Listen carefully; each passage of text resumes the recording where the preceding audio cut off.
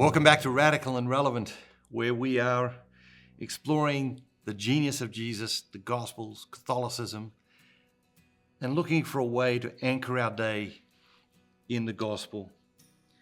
Today's reading is from John. It's from chapter 3, verses 7 through 15.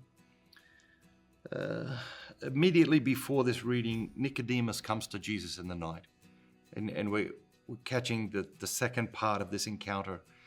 When Nicodemus comes to Jesus in the night, Jesus says to him, "You have to be born anew." And of course, this reading is the origins of born-again Christians, or that idea of being born again. And obviously has been interpreted in very, very many different ways throughout the ages by the Catholic Church and by many other churches. We experience that rebirth in baptism, and obviously many other Christians interpret it differently. Jesus said, "Do not marvel that I said to you, you must be born anew.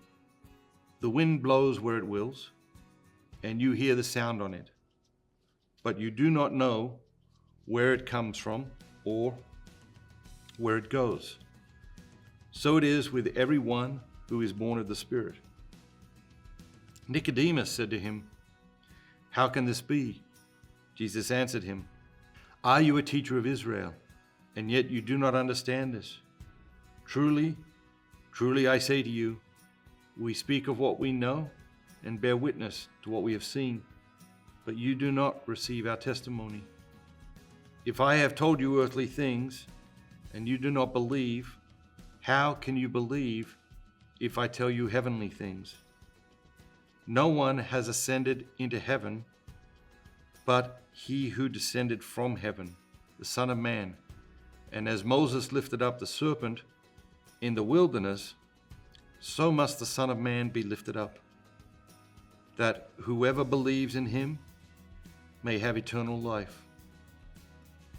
Did you pick up a word or a phrase or an idea? Every day we're just looking for this word, this phrase, this idea. Again, we see powerful mentions of the Spirit. We see Jesus illustrating the power of the Spirit.